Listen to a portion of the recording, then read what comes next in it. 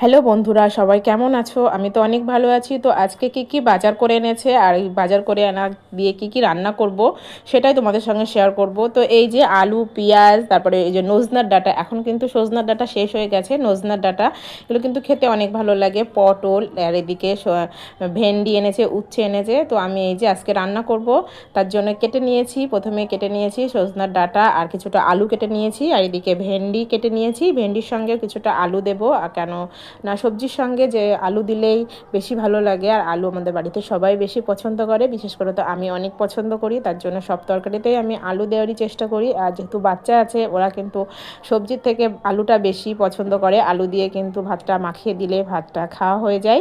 তার জন্যই এই যে নজনার ডাঁটা, এগুলো কিন্তু অনেক সুন্দর স্বাদ। তো প্রথমে আমি রান্না করে নিয়েছি, নিয়ে অন্য একটা কড়াইতে দিয়ে সাঁতলে নিলাম প্রথমে।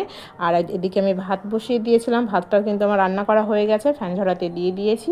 তো তারপরে আমি নজনার ডাঁটাগুলো মানে তরকারিটা আমি অন্য একটা কড়াইতে সাঁতলে নিলাম। নেওয়ার পরে আমি এদিকে সেই কড়াইটাই ধুয়ে নিয়েছি পরিষ্কার করে, নিয়ে আমি ভেন্ডি আলুটা বসিয়ে দিয়েছি, দিয়ে খুব সুন্দরভাবে একটু ভাজা ভাজা করে নিয়েছি।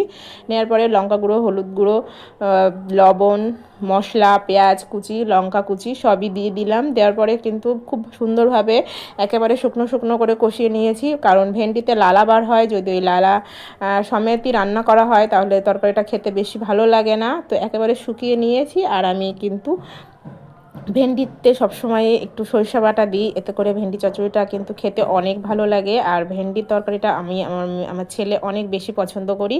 তো এই যে আমার তরকারিটা রান্না করা হয়ে গেছে, এদিকে আমি ভাত বেড়ে নিচ্ছি, সবাইকে দিয়ে দিয়েছি। তারপরে এই যে আমিও ভাত নিয়ে নিয়েছি, খেয়ে নিচ্ছি। তো আমার ভেন্ডি চচ্চড়িটা কিন্তু অনেক বেশি ভালো লাগে, আর আজকে অনেক মজা হয়েছিল। আর এদিকে নজনার ডাঁটাটাও কিন্তু অনেক স্বাদ, অনেক ভালো লেগেছিলো। আর এই গরমে সবজি এরকম পাতলা ঝোল খেতে কিন্তু বেশি ভালো লাগে।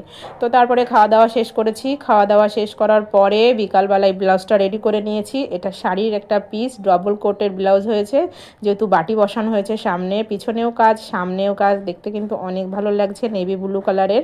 তো এই যে বিকালে ব্লাউজটা রেডি করে নিয়েছি। নেওয়ার পরে সন্ধ্যাবেলা বিশেষ করে ছেলে মেয়েদের কিন্তু ভাতই খেতে দিই আমি। বাইরের খাবার যতটা না দেওয়া পারা যায়, তবুও প্রতিদিনই তো আর হয় না, ওরাও মাঝে মধ্যে বায়না করে। তো আজকে ছেলেটা বললো একটু অন্য কিছু খেতে ইচ্ছে করছে, ভাত খাবো না। তো যেই বলা সেই কাজ, চলে গেল বাজারে। বাজার থেকে এই যে বাবাকে বলে নিয়ে চলে এসেছে হলো চিকেন সিঙ্গারা। বাড়ির সামনে একটা দোকানে তৈরি করে, তো খেতে কিন্তু অনেক ভালো লাগে। যেমন মচমচে ওপরটা, ভিতরটাও কিন্তু অনেক সুন্দর পুর ভরা, মাংসের টুকরো দিয়ে বেশ সুন্দরভাবে একটা পুর তৈরি করে, চিকেনের সঙ্গে পুরটা তৈরি করে তারপরে সিঙ্গারার মধ্যে দেয়। এতে করে খেতে অনেক ভালো লাগে। আর এই যে এর সঙ্গে যে চাটনির প্যাকেট দিয়েছে, এই চাটনি দিয়ে খেতে কিন্তু অনেক ভালো লাগে। কিছুটা শশা কুচিও দিয়ে দিয়েছে, গাজর